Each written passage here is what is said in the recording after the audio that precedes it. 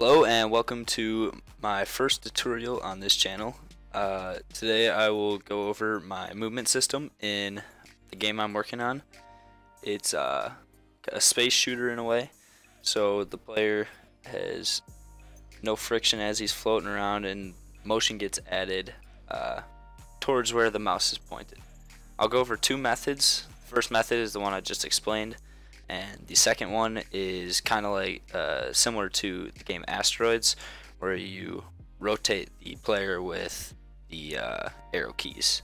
Alright, let's get started. So for our player sprite, I just drew a little triangle and make sure it's facing to the right, and the origin should be in the center of mass of your image so that it's not rotating around some weird place. I also made it just a simple background and a script called input up at the top, and a room with the player put in it. Alright, so let's head to our player, and in the create event, let's declare some variables. Max speed is going to equal 10. And rotate speed is going to equal 5. Alright, that's it for the create event, and now we'll head to the step event. So for the first part of the step event, we're going to have to get input from the player, and that is where we're going to call our input script.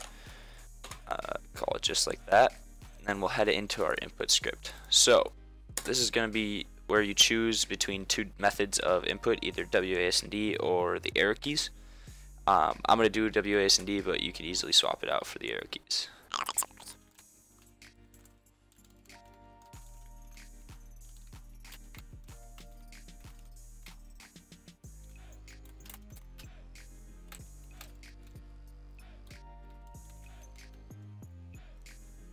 So what this is going to do is whenever the W key is pressed, key W will return true.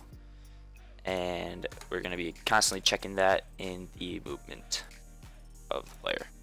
Okay, so for player movement in the step event, we're going to do method 1, which was moving towards the mouse.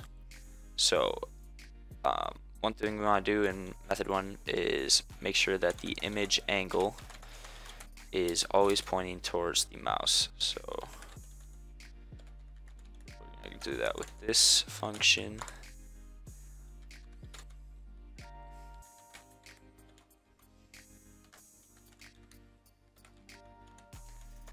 And this is just taking the player's position and the mouse's position and making the image angle point towards the mouse direction. Okay, after image angle, we will do some if statements. So we're going to call key W. So if this returns true, then we're going to add motion in the direction of image angle with a speed of 0.3. And then we can add the key S, which is when the player wants to go backwards, else if, embed. And then you can just copy this, paste it, and then this is image angle minus 180, because we want to go in the opposite direction of the mouse. So after this, we want to do a speed cap, so we're going to say speed equals max, oops, min, speed equals min, speed comma speed max. Do we name it max speed? Max speed. Alright, so what this is going to do is choose the lower of the two values. So if speed goes above the max speed, it will set speed to max speed, basically limiting our player to a certain speed. And if we go ahead and run this,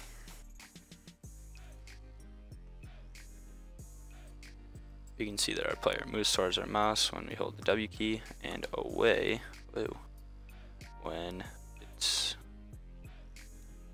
holding the S key. Now for method 2, we're going to do this where you move and rotate with the arrow keys, or W, S, and D.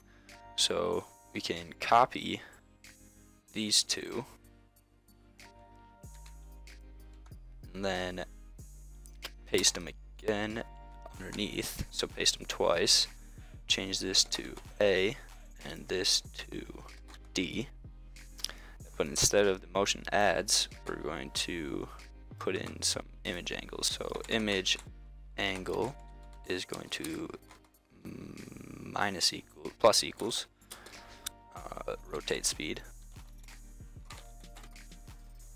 and then just copy and paste this and this, but do minus equals for the D key.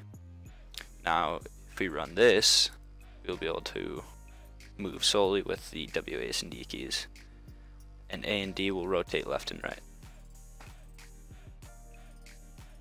So as we can see, I'm rotating with the A and D keys, and I'm still able to go forward and backwards. Alright. For the final little tidbit, I'll add braking to this. So instead of in the S key, instead of adding motion backwards, we're just gonna set friction equal to 0. We gotta change this to just an if. Oh wait, no, friction equals 0.3. Let's go 2 because then we won't be able to go forwards. Alright.